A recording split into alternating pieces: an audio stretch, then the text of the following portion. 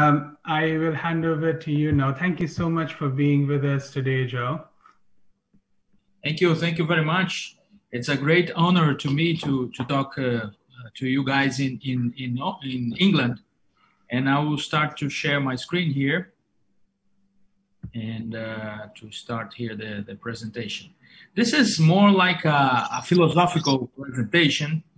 I'm sure you all have seen lectures on cholesterol surgery, on pronoplasty, regarding the use of the endoscopes. But this is rather more a philosophical lecture, just to push the limits of the endoscopic, I would say, techniques, but it's not the correct name. But my name is Joao Flavio Noguiera. I am here in Brazil. The situation of COVID-19 in Brazil is not so good at this moment, but we will win this battle, I'm sure. And these are the websites, especially the websites of the International Working Group on Endoscopic Ear Surgery, which I recommend for you to access. Why? Because in this website, you have a lot of things. First of all, you have a lot of YouTube channels that from doctors all over the world, from Spain, from here, South America, from North America, from the Middle East, from Asia. And these YouTube channels, they have a lot of things, dissection movies, surgical movies, a lot of things. And this is my personal email, so feel free to ask questions if you want. I respond my emails, don't worry. This is a picture that we took. These are my American friends from Massachusetts Eye and Ear Institute and from Chicago. And we took this picture at the Endoscopic World Congress, Endoscopic Ear Surgery World Congress in Bologna. And this is, the Bologna University is considered to be one of the oldest universities in the world. And this is Dr. Valsalva's monument that you have at the University of Bologna. And Dr. Valsalva, as probably you know, he was an ear doctor. This angel here, this fourth angel here, holds a knife, so he was a surgeon. And here you have the eustachian tube, and then you have the semicircular canals. And here we were doing the Valsalva maneuver at the Valsalva monument. So it was a very funny thing to do. We as doctors, I always like to talk about history first, because our specialty is a merge between two specialties. It's a merge between ear surgery, ear otology, which has always been the mother science of our specialty, and laryngology. Why? Because laryngology got the mirrors, the capability, the light and the mirrors, and the capability to see inside cavities. Because before that, before we had the mirrors or before you had any instrument to look inside our cavities, we didn't know what was happening. We only have, we could only guess. So the Garcia mirror that was developed by the laryngology and then merged into the otology science created a science called, and a specialty called otolaryngology. Rhinology came later.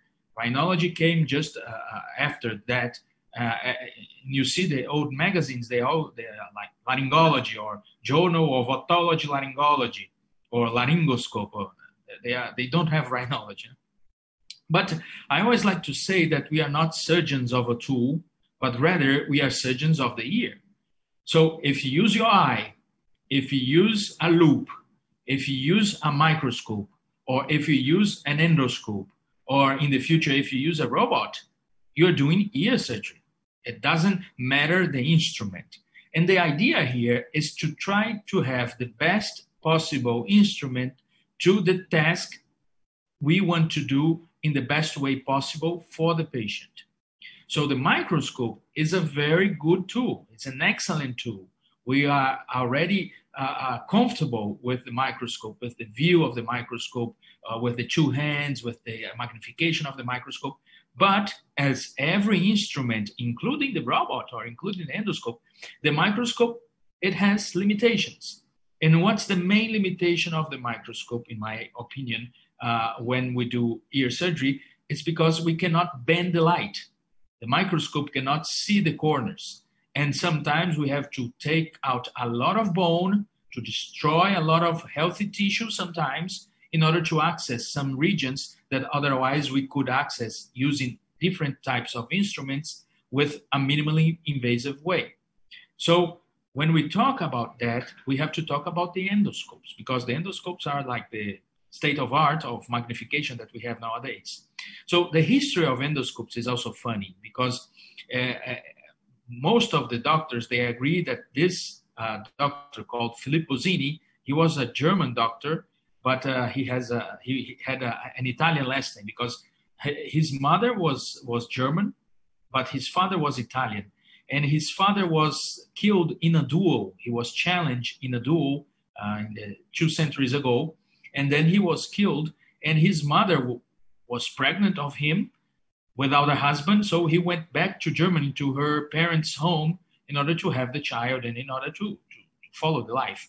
So he was born in Germany, and Filippo Zini, and he was a doctor. And when he was like 26 or 27 years old, he tried to develop an instrument to try to see the cavities of our body, especially the vagina and especially the urethra of some patients. At the time, of course, he had a lot of resistance, because this instrument had a candle. You had to light up the candle, and then you had the smoke, of course, and then you had to put the instrument, and then you had to put the speculum inside the body of the patient. At the time, the finger was the best instrument to try to evaluate the patients. But Bosini believed that our eye would be one of the best instruments possible in order to see what was happening with the patients. So he had a lot of resistance, of course, but the thing went through these limitations and many doctors tried to kill this instrument, but of course the instrument prevailed. And then we have used the endoscope for many, many years in many, many specialties, especially general surgery or gynecology or other types of specialties. And then came the microscope. The microscope came with the neurosurgeons and the ENTs to do ear surgery. And then the microscope was adapted to rhinology. As I told you before, rhinology is the newest daughter of our specialty. And then I am not that old, but I've seen my teachers perform sinus surgery with the microscope. And I have to tell you, to do ethmoidectomy with the microscope is very, very fine. It's very nice because it's straight. You have the second hand with the section. It's very fast. But to do maxillary sinus surgery or to do frontal sinus surgery is very difficult because you cannot bend the light. So you have to move the heads and you have different types of speculum for the maxillary sinus. It was a crazy thing. But I've seen microscopic sinus surgery, and sometimes it's very nice.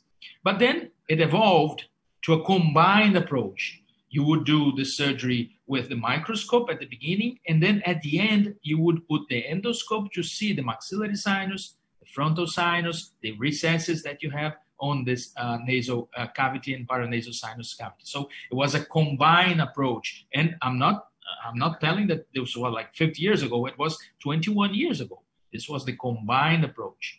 And guess what? If you PubMed, if you search into PubMed or Google Scholar, you will see that there are far less complications when we talk of microscopic sinus surgery than when we compare to endoscopic sinus surgery.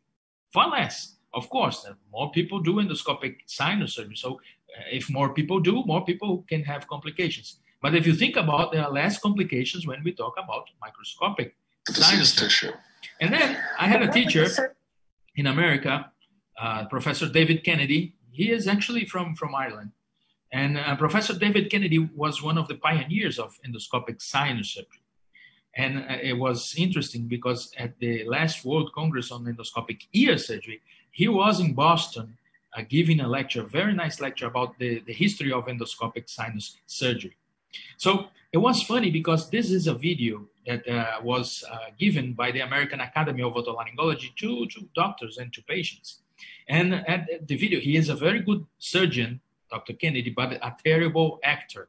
So this video, of course, it's an inscenation of orientation of patient of sinus surgery. And then at the end, the patient asked, Dr. Kennedy, what are the complications I would expect in my sinus surgery? And then he said, okay, you can have a CSF leak, and then you can have a meningitis, and then you can die. Or I can go into your orbit, and then I can blind you. Or I can hit like the carotid artery, and then you die. And then the patient, just like after he tells all those things, okay, let's do it. And then the patient goes to the hospital. There's a very funny movie. But of course, you had a timeline of evolution of endoscopic sinus surgery from the 1970s until today. And today, there are people that are starting to try to do robotic sinus surgery or anterior skull-based surgery. So these are the pioneers, some of the pioneers of endoscopic sinus surgery. But now we're going to talk about endoscopic ear surgery, not about endoscopic sinus surgery. And I always like to say that we are in the second era of endoscopic ear surgery. Why? Because the first era, which I think is the era of Dr. Tarabici and Dr. Jean-Marc Thomassin from France, it was a very primitive, Dennis Poe in America, it was a very primitive era because the endoscopes qualities and the camera quality, the electronics involved in this thing were not so good. So the image quality was not so good. And then, of course, you had the bleeding and all the problems. And then this first era in the 1980s and the 1990s were more like a curiosity thing than a practical thing. But now we are in the second endoscopic ear surgery era because we have now instruments, very good cameras, HD cameras, 4K cameras, 8K cameras with different types of filters and different types of things. And I always put these slides of Dr. Tarabici because we always say like he is the godfather because he had been through a lot of resistance, especially from a lot of teachers of otological surgery. And this picture was taken in his house in Dubai at the first Endoscopic Ear Surgery World Congress. So we're like worshiping him. It was a very funny thing. But of course, this is all about anatomy. It doesn't matter if you have the best cameras or the best endoscopes or the best microscopes, but if you don't understand the anatomy, the middle ear anatomy, it's not good. So endoscopic ear surgery has given, especially to me, a good knowledge, or it facilitated to me to understand the middle ear anatomy. And when we talk about disease, inflammatory disease, I'm not talking about cochlear implants or other types of disease. But when we talk about inflammatory disease, which is the workhorse of our specialty, I'm talking about chronic otitis media or perforations or stapes or otosclerosis, whatever. When we talk about inflammatory conditions in the ear, the birthplace of these inflammatory conditions is not the mastoid. It's the middle ear. The disease always starts at the middle ear. It can be at the mastoid. A cholesteatoma starts at the middle ear. It can be at the mastoid, but it doesn't start at the mastoid. I have seen just like one case of a congenital cholesteatoma that has started in the mastoid antrum. But if you have an acquired disease, it will never start by the mastoid. It starts at the middle ear. Perforation is in the middle ear. This chronic suppurativa otitis media, you can have granulation tissue in the mastoid, but it starts in the middle ear by the perforation or the retraction or whatever. So to understand the middle ear anatomy is paramount for a safe and effective and successful surgery. If you don't understand the sinus tympani, the facial recess, if you don't understand that, if you just want to drill the bone or the temporal bone or to do a mastoidectomy, it's not good. You can have good results, but it's not good because you're not understanding the disease. And to understand the disease for me is paramount to understand the treatment. If you understand the disease, you can understand better the treatment. So this is a left ear. I removed the malleus and I removed the incus. And then we have here the internal carotid artery, eustachian tube region here. This is the tensor tympani muscle canal. And this is the supratubal recess. And look, the mucosa here is different from the mucosa from here. This difference has a reason. Here at the eustachian tube is more close to the nasal cavity. The nasal cavity, I always say, is the Disney World of bacteria. There are a lot of bacteria there, viruses, whatever. And then the middle ear in a normal condition is sterile. You don't have bacteria, you don't have virus, you don't have fungus, you don't have anything at the middle ear. Why is it sterile? First, the first barrier is the eustachian tube, which is closed, it's not open. The eustachian tube is closed for like 23 hours and 55 minutes during the day. It's a virtual cavity. It's like the esophagus or like the vagina or like the urethra. It's closed most of the times because it's a physical barrier. If it's closed, the bacteria cannot go in. But sometimes it opens to equalize the pressure. And when it opens, bacteria goes in. And then you have here at the eustachian tube mucosa, or this region, the protympanic mucosa also, lymphatic tissue that is specific to this region. It's called TALT, tube-associated lymphatic tissue. You don't have these lymphatic tissues anywhere else in the human body. But even if the bacteria goes here, sometimes in the promontory, you have also defense. But as the bacteria goes to the mastoid, as we progress from the eustachian tube to the mastoid, we are losing the defense capability of our mucosa, but we are increasing the respiratory capability of our mucosa. So the mucosa of the mastoid has a very little defense, but a high power of gas exchange. The mucosa of the protympanum, very high power of defense, very low power of gas exchange. And gas exchange is very important because if you have a production of gas, you can equalize a little bit the pressure. In a normal ear, you have always a negative pressure in the middle ear because the mastoid doesn't produce enough gas to equalize completely the system. And why is that? Because if the mastoid produces a lot of gas, the tympanic membrane could explode sometimes. So it always produces less gas. It's always a negative pressure because the tympanic membrane can be very strengthened and conduct the sound in the best way possible. But when the pressure is too low, there is a signal here by the tensor tympani tendon here. And then this signal is the geniculate gangle that signals the great pretroso superficial nerve that goes all the way to the great pretroso profundo nerve that goes all the way to the median nerves and the nerves that we have here in the face, anterior to the face, in the nasal cavity. And then it signals us to open our mouth, because when we open our mouth like this, we are opening the eustachian tube and then we equalize the pressure. So the eustachian tube is more like a buffer to equalize the pressure when the pressure is too low.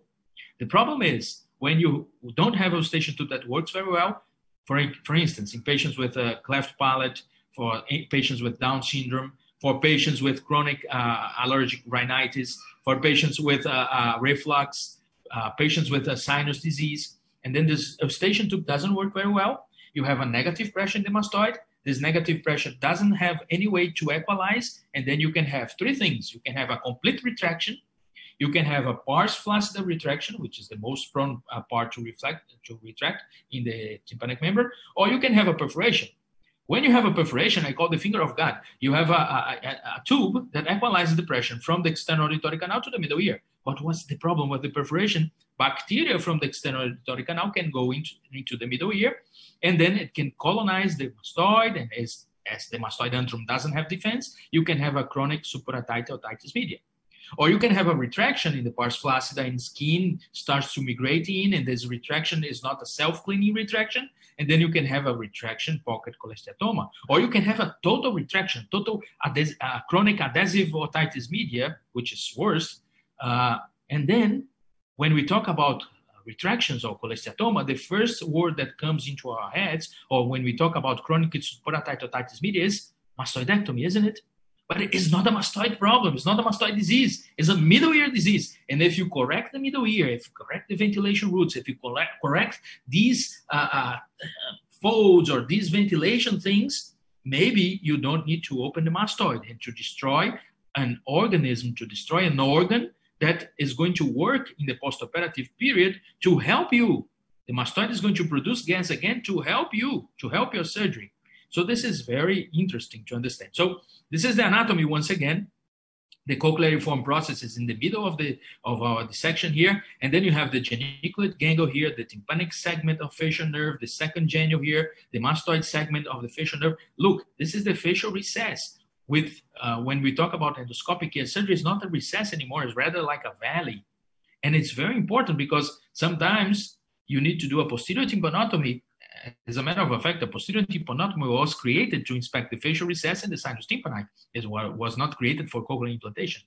But sometimes you need, when we do only microscopic ear surgery, you need to do a posterior tympanotomy just to look at the facial recess or the sinus tympani. But when we talk about endoscopic ear surgery, you just raise the tympanomeatal flap and You are there at the facial recess or at the sinus tympani. And where's the sinus tympani? Here. The sinus tympani is between the ponticulus and the subiculum. Here's the sinus tympani. The ponticulus is a bony crest sometimes that you have from the posterior pillar to the subpyramidal space here. And the subiculum is from the posterior pillar to the styloid preeminence, which is here. So you have ponticulus, subiculum, and then you have funiculus from the anterior pillar to the jugular bulb. The funiculus fin is the end of this retrotympanic spaces. So you have ponticulus, which means breech in Latin, subiculum, which means middle, and then funiculus, which means end. So the breech, the middle, and the end. Between the bridge and the middle, you have sinus tympani, and between the middle and the end, you have sinus subtympanicum. And this is very important because sometimes you can have a canalicular, a canal from the subiculum to the funiculus, a canal that goes all the way to the petrous apex, which is pneumatizing sometimes. And if you have like a holotympanic cholesteatoma or a mesotympanic or a hypotympanic cholesteatoma, you have to inspect this canal, otherwise you're sepultating a cholesteatoma into the petrous apex. So this is very important for us to try to understand. So sinus tympani, sinus subtympanicum, and here is the posterior sinus. The posterior sinus is very important because it's not posterior, it's anterior as a matter of fact. But when it was described by Dr. House, he described it through a posterior tympanotomy. So if you think about the posterior tympanotomy, it's here, in this region here. So sinus tympani is here, and posterior to sinus tympani, when we look about with the posterior tympanotomy, we would see the posterior sinus.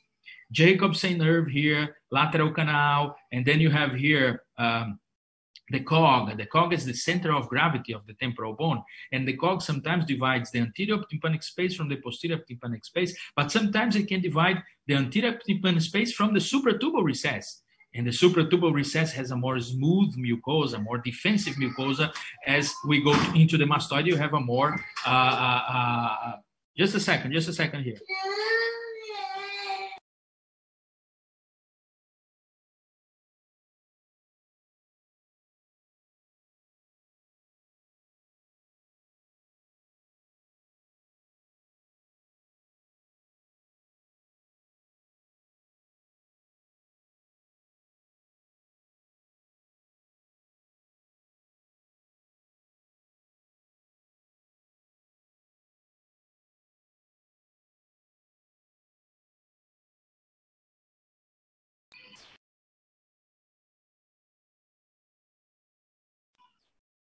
Can you hear me now?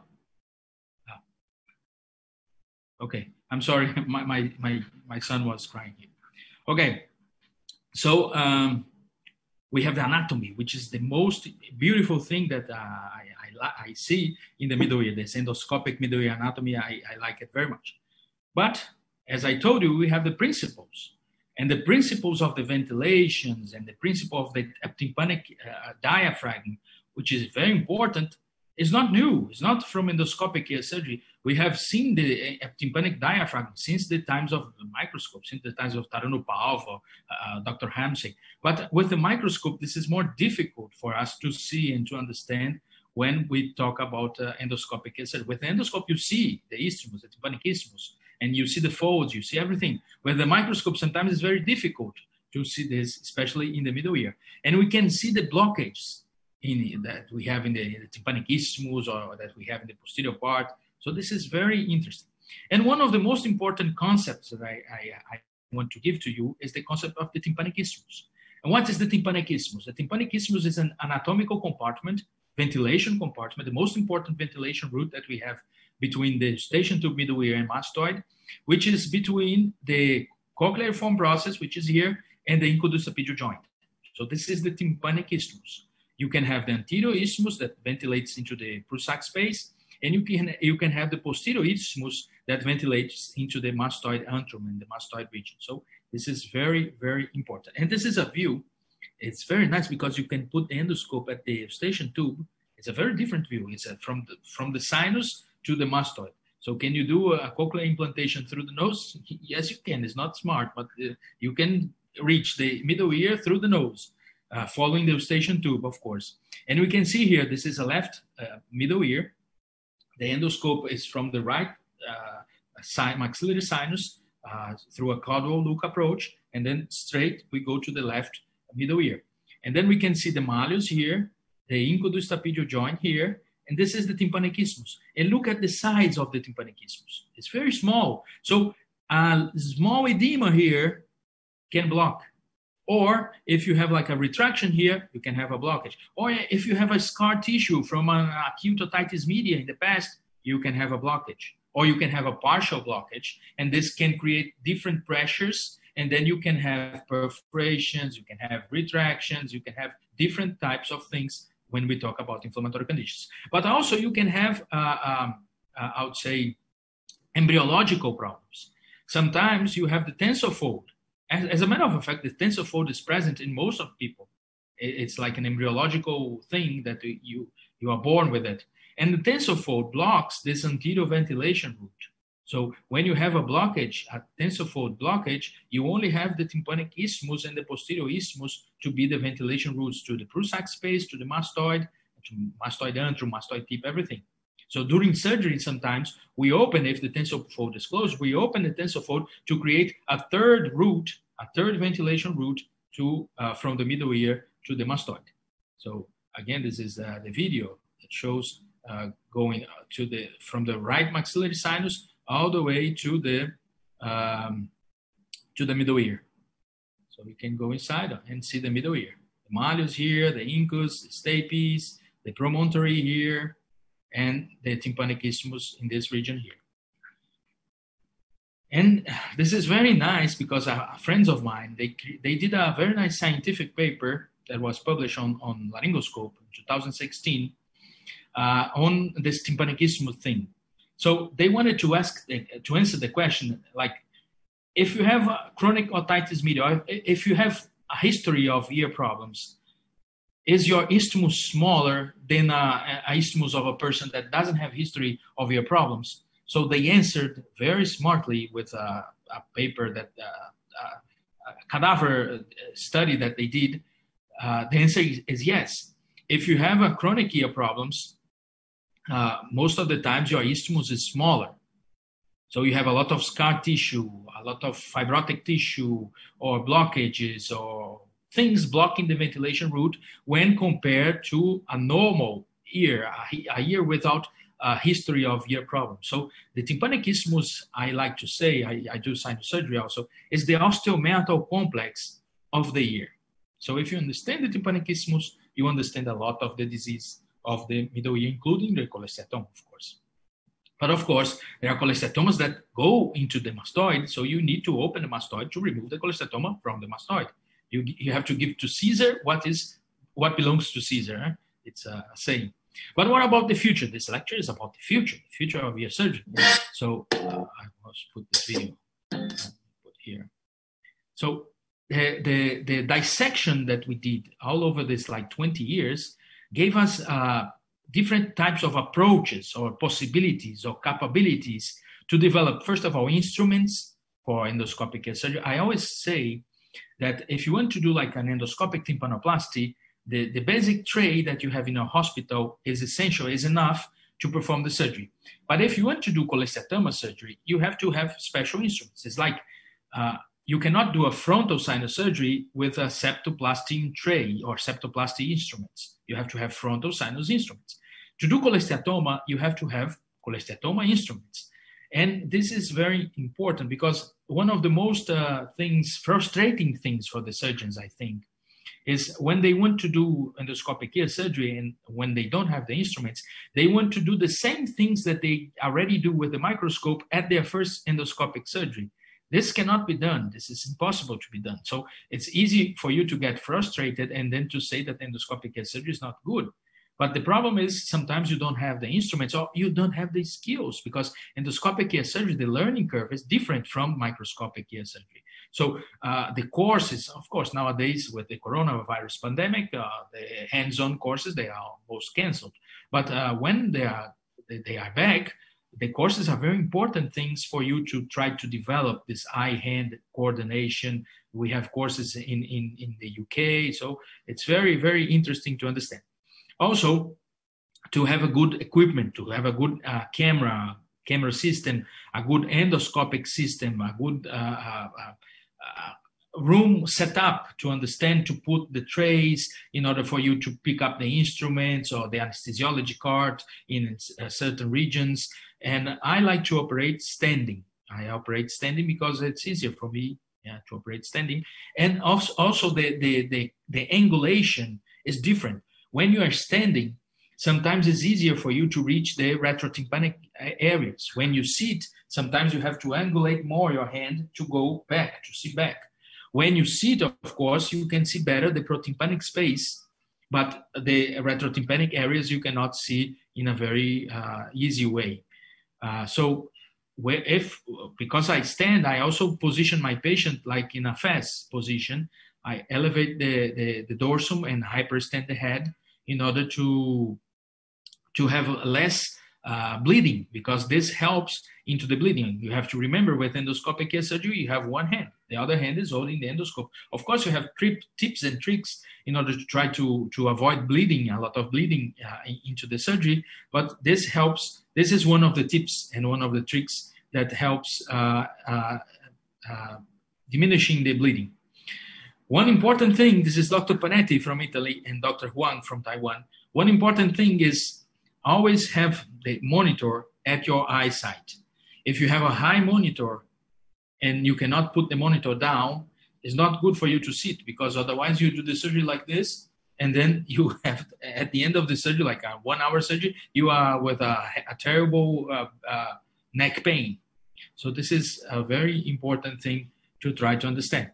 So I told you, when you sit, you have more freedom in some angles, but you have less freedom in other angles, and you have less visualization of the retrotympanic spaces if you sit. If you stand, you have better visualization of the retrotympanic space. So this is very interesting to understand and to know. This is some anesthesia things that I always like to talk, but I think it's not important. But there are now different types of instruments, like burrs, protective burrs that you can have, or curved burrs from different types of companies that you can have in order to help this one-hand task that you have, which is endoscopic ear surgery, to try. The Japanese, Seiji Kakehata, my friend from Japan, always uses the ultrasonic aspirator in order to remove bone. My Italian friends, they use the piezo device to remove bone. This is interesting instruments, of course, that you can use also. There are some instruments that people try to use, like the endoscrub, to clean the endoscope without removing the endoscope. I like to remove the endoscope when the endoscope is not clean, because when you remove the endoscope, you are cooling down the surgical field. Because even if you use a LED light source, there is heat being transmitted into the middle ear and into the mastoid. So it's very important for you to remove sometimes the endoscope, or to put the suction with the endoscope, because it cools down the environment and doesn't fry the chorda, for instance, or doesn't cook the malleus or the stapes, because it can be very high, very hot when we talk about endoscopic ear surgery. And the cost, when we compare the cost between microscopic ear surgery and endoscopic ear surgery, I'm telling the pure things. Of course, most of the times you do combine approach, but when you compare just like a microscopic tympanoplasty to an endoscopic tympanoplasty, the endoscopic tympanoplasty sometimes is more cheap for the system and for everything, for everyone, when compared to the microscopic, especially in countries like Brazil, poor countries like Brazil. We don't have access to very high-end good microscopes, because they are very expensive, especially in the public hospitals. In the private hospitals, yes, you have the best microscopes, but in the public hospitals, sometimes you don't. But the endoscopic system is cheaper than a good microscopic system. So sometimes this is very, very useful for us to understand this. There are holders that people can use. This is Dr. Mubarak Kam from India. He developed an interesting holder. I don't like the idea of using a holder, because I want to have this dynamic view in order for my brain to develop like a 3D visualization, because when we move the endoscope, we can formulate some stereoscopic view of the system. And of course, the 3D endoscopes. I've used the 3D endoscope. It's interesting. It's cool. But of course, this is it's a plus in a thing that is already settled with the technique that we already do in a very good way. So this is an example of a 3D endoscope. The cameras nowadays, we have and different types of filters of the cameras. Like this is from stores. You have the Clara, the Chroma Key, the Spectrum A, Spectrum B, and these filters can be used. There are some people working on it. Can be used for you to identify cholesteatoma, for instance. So at the end of the surgery, you pass the endoscope with a polarized filter, and then you know if you are leaving cholesteatoma in some places that you can see with the endoscope. So this is very interesting also, and a very important thing in order to understand the disease. Another example of the 3D endoscope and the cameras, and I'm not going to talk about the camera. This is the use of a filter, the narrowband imaging and 4K technology, in order to try to see the cholesteatoma, if there is residual cholesteatoma at the end of the surgery. So this is a very interesting paper. Image guidance system that is already used in the sinus cavity. You can also try to use also in the ear, in the middle ear, or especially in the lateral skull base. Well, of course, I always say to residents here, it doesn't matter. You can have the best possible image guidance system. If you don't know the anatomy, it's not good. So for lateral skull base, we can have the combined approach, the retrosigmoid approach, microscopic with the endoscope at the end, or to see the fundus of the internal auditory canal without the need of drilling a lot the superior part of the internal auditory canal, and without having the risk of opening some mastoid air cells and to have like a CSF leak to the mastoid. So you can see the fundus of the internal auditory canal, and you can also see if there is tumor at the fundus and work and with endoscopes to try to remove this tumor from the fundus of the internal auditory canal. The anatomy of the inner ear and the approaches that you can have, transcanal approaches to the inner ear, are very interesting. You have the supragenicular approach, you have the transpromontory approach, you have the infracochlear approach or infrapromontory approach. So these are windows that open, that expand the possibilities and the capabilities of the use of the endoscope for lateral skull base, with also, of course, the traditional microscopic approaches that you can have to do this. You can see also complications of cochlear implantation. See, sometimes you put the electrode in the wrong direction here. Sometimes you put down, the oval window is in this position here, but it puts in the infracochlear canaliculus, or sometimes it can go also to the jugular and the carotid. So it's very important for us to understand this. Endoscopic cochlear implantation, which is very nice. Let me see what's now. And I think that's it. It's 40 minutes, the lecture. I talked about the principles, the physiology, some of the anatomy, and some of the future glances that we have. I didn't talk about the robotic because it's too early to talk about robotic. But I think it's a whole new world which is uncurtained in our fronts. And of course, most of the times you have to do what is best, not for you, but for your patient. If you have a small cholesteatoma, or if you have a perforation, for me, you cannot do a retroauricular approach. You're going to make the patient to suffer more. If you do endoscopic surgery, it's better. So the idea is to understand endoscopic ear surgery, microscopic ear surgery, and to merge the two worlds in order to give for the patients the best care possible. And I think that was it, the lecture. Thank you very much for your time. Sorry about the interruption of my son. And these are some books that we have on endoscopic ear surgery. This is, I like to say, it's the Bible, the Quran, or the Torah of endoscopic ear surgery, because you have all the way from embryology to inner ear surgery from my friends from Italy, Marchioni and Presutti. And I think that's it. This is a last phrase that I always like to end the lectures. It's by Dr. Philip Littlefield. He is from America. And he said, endoscopic ear surgery has a lot of advantages, but don't confuse it as being easy. As a matter of fact, endoscopic ear surgery is more difficult than microscopic ear surgery. But if you manage to master it, I'm sure you have a lot of benefits and a lot of patients will be grateful to you. So thank you very much for your time, and I'm happy to answer any questions that you might have. Thank you. Thank you, Joao. This was pretty amazing.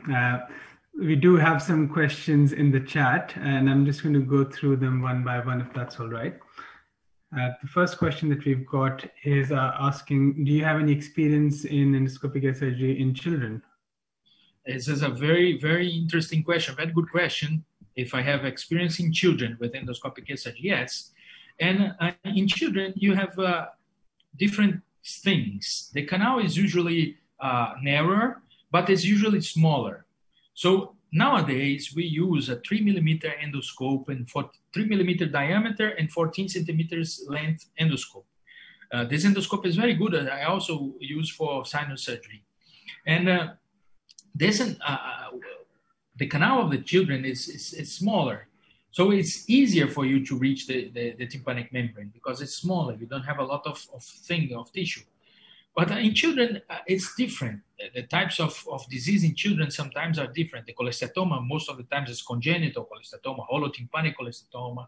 So it's different. You have some considerations that you must have in children that you don't have sometimes in adults. But the technical things are not different. So for me, sometimes it's easier to operate a child than to operate an adult with a very big ear canal, but a tortuous one, because it's going to be longer. So the children are very interesting candidates for endoscopic ear surgery. Thank you. So the next question we've got is, how do you prepare your ear canal? This is very good. The preparation of the ear canal is very important because most of the bleeding that you can have, and the most frustrating part of the surgery that you can have, which is the bleeding, is at the beginning of the surgery when you are raising the tympanomeatal flap. So before I start the surgery, I always put cottonoids, adrenaline-soaked cottonoids, pure adrenaline-soaked cottonoids at the middle ear skin, at the external auditory canal skin. I thought it wouldn't absorb, but it does. So the skin gets very white. And then, of course, I wait a little bit. I put the cottonoids and then I trim the hair. It takes like 1 minute, 2 minutes with it. And I usually do not infiltrate, but some people infiltrate with anesthetic solutions with adrenaline. And this can also help a lot diminishing the bleeding. Of course, there are a lot of factors to try to avoid bleeding. Anesthesia is one of them. If you have like a TIVA anesthesia, and when you compare to gas anesthesia, to several end, the TIVA anesthesia can induce less bleeding than the gas anesthesia. If you operate like here in sea level, and then if you operate in the mountains, you can have more bleeding at the mountains. It's because of the pressure. So it's a multi-factor thing. But if you prepare your ear canal with cottonoids and sometimes infiltration, you can avoid unnecessary bleeding, I would say like this. But you also have to have sharp instruments to do one cut and not to pass the instrument like several times. And of course, a good position of the patient. And when you're elevating the flap, you put in cottonoids, adrenaline-soaked cottonoids also to avoid this bleeding. This is very important. So to prepare, objectively, the answer to prepare is infiltration and then adrenaline-soaked cottonoids. Now I cannot hear you. Sorry, I was muted. So the next question from one of my colleagues here in the UK is, do you routinely request diffusion-weighted MRIs preoperatively in patients to determine the extent of disease, guiding whether you can do a total endoscopic approach? This is a very good question, and the answer here is no, for several reasons. First of all, because it's not too easy to get an MRI, especially in the public service here. And second, because it's very expensive in the private section here of the medicine here. If I had a very easy available MRI, I would because it would help, especially to know the size of the cholesteatoma in order to prepare. But talking about cholesteatoma, we always start the surgery at the middle ear, always. It doesn't matter if the cholesteatoma is small or if the cholesteatoma is big. If the cholesteatoma is small, okay, We just do transcanal and remove the cholesteatoma, inspect the sinus, tympan, and facial recess. Okay, clean the mastoid with the fluids sometimes that they are in the mastoid because of the blockage, and that's okay. But if the cholesteatoma is big and goes into the mastoid, we clean the middle ear first, which is the most important area when we talk about residual disease or recurrent disease, sinus, tympan, and facial recess, the protympanic spaces. And then we clean, and then we do a combined approach, do retroauricular incision, small mastoidectomy, and then remove the cholesteatoma from the antrum. If the cholesteatoma goes all the way to the tip, we go all the way to we follow the disease, understand? And doing this, first of all, we can preserve sometimes the mastoid, because not every cholesteatoma is going to be inside the mastoid. And if we start the surgery in the middle ear, we will preserve the mastoid in these cases. And second of all, even if we need to open the mastoid, we don't need to saucerize the mastoid to do like a temporal bone course in the mastoid. We only open the mastoid following the disease. And then we preserve some mastoid air cells. And these air cells are going to produce gas that are going to help in the postoperative period, equalizing, try to gas exchange to try to equalize the pressure. So I think this is the answer. Thank you. I think this sort of takes us into our next question. That what is your limit? When did you decide to bring in the microscope in addition to the endoscope? Yeah, this is the most important question, I would say. A very important question. At the beginning, we are trying like to prove ourselves and to say, there's no limit. You can do everything with the endoscope. Blah, blah. This is not true. Yes, you can remove a cholesteatoma from the mastoid tip using the transcanal route, but it's not smart because you will lose a lot of time doing inside-out mastoidectomy, and then you need to reconstruct at the end with the cartilage. It's not smart. So my limit is two answers. First of all, it will depend on the matrix of the cholesteatoma. Sometimes you have most of the times actually, you have infiltrative matrix cholesteatoma. When you have this type of cholesteatoma, the disease infiltrates the bone. It stays like a gum. It sneaks into the bone. And then it doesn't have a cleavage plane, a very good cleavage plane that you can completely remove the sac from the bone and from the mucosa. So even if you have a small cholesteatoma with an infiltrative matrix cholesteatoma, sometimes I do combined approach because I want to see the medial part of the scutum. The medial part of the scutum you cannot see with the endoscope. It's blind. It's impossible to see in a transcanal way.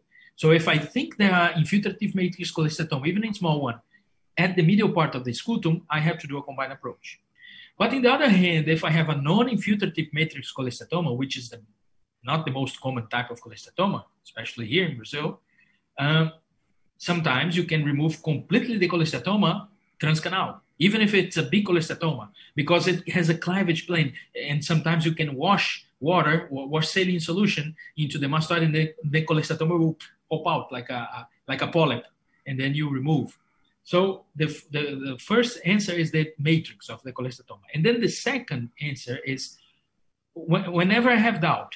So if I have doubt that I didn't remove completely the cholesteatoma, and if the cholesteatoma extends beyond the limit of the lateral canal, I do a combined approach. If I don't have doubt, if I think I've removed completely the cholesteatoma, and then I don't need to do a combined approach. Brilliant. That's a very, very clear answer for everyone who's listening in. The next question one of our colleagues has asked is, would you be able to recommend certain endoscopic instruments, and could you share some of the pictures of the instruments that you use regularly? This is a very good question also. Let me see here. First of all, you need to have a good endoscope and a good camera. This is important thing to have good endoscope and a good camera. Second of all, you don't need, there are some sets that commercially available, like the Storz or Medtronic or Spiegel T's, a lot of instruments. I will share my screen again here. But you don't need to have most of the instruments. I would say that for cholesteatoma, you need, not the beginning.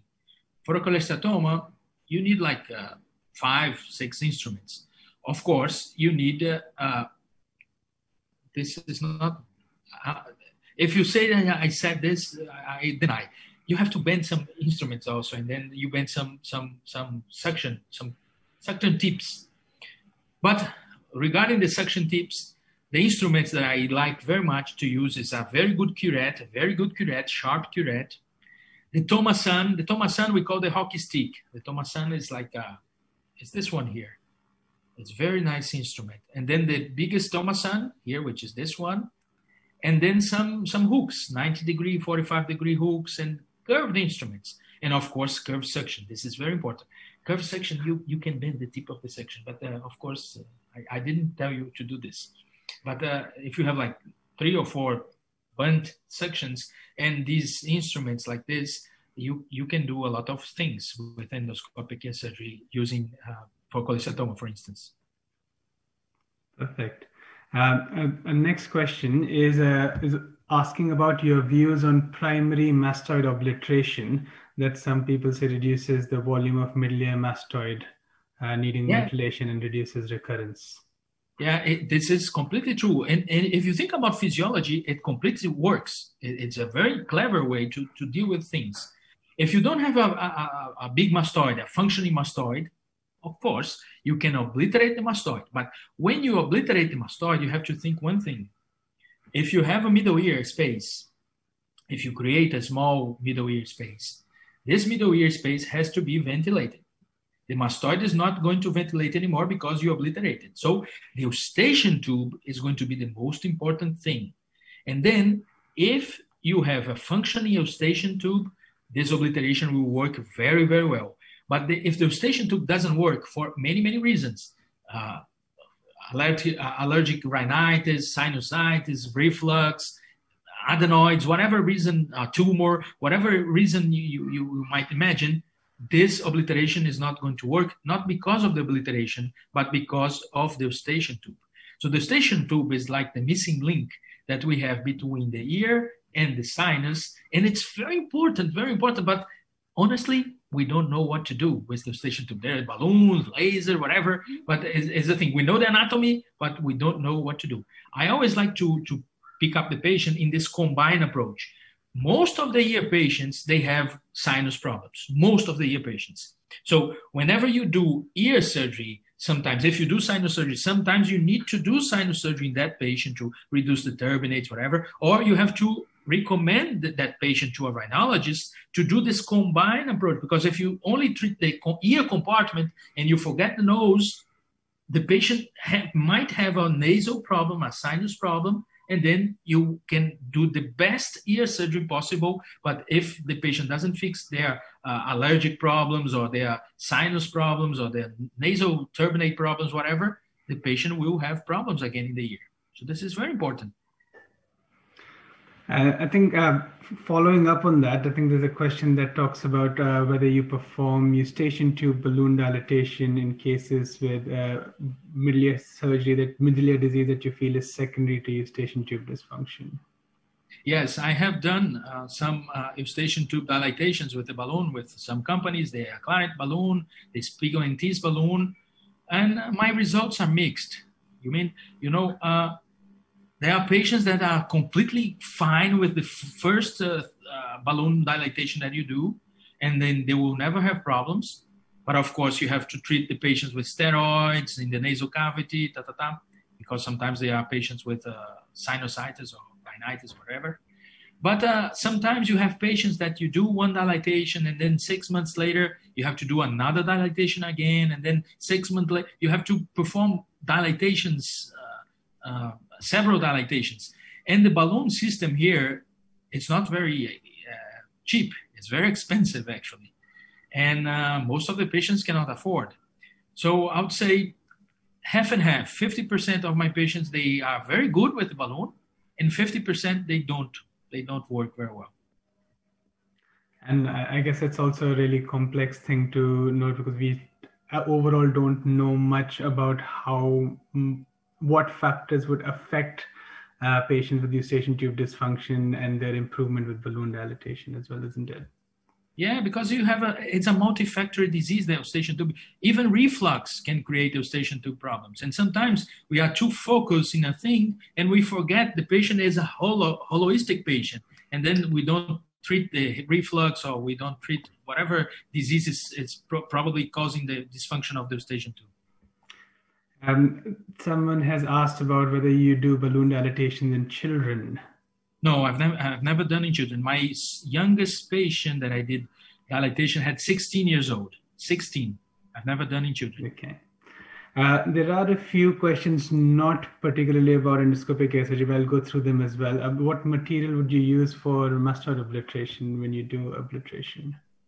Well, it depends. It depends on the patient. If the patient has a lot of bone dust that you can harvest from the field, from the surgical field, you can put a lot of bone dust. Sometimes you can rotate a flap, a muscle, and it depends on the patient. It's not a cake recipe, I'll say like this. Perfect. Thank you so much for answering all our questions and for talking a little bit about endoscopic ear surgery, which I think it's truly one of the tools in the arsenal that we have as ear surgeons. We do have another question that's just come through, which is actually about whether there's a way to access the recording, and the answer to that is yes. We will put the recording up on our website once we have edited it. Thank you again, everyone, and thank you for being here tonight and taking the time out to talk to us. Really appreciate it. Thank you very much, and sorry about the baby. I have to look at the baby at this time because I'm home. I'm not at the office because of the pandemic. The office hours are smaller, and let's hope we win this situation soon and we vaccinate everyone, and then we forget Corona. I hope to see you in real life soon. Yes. Take care and enjoy the rest of your afternoon.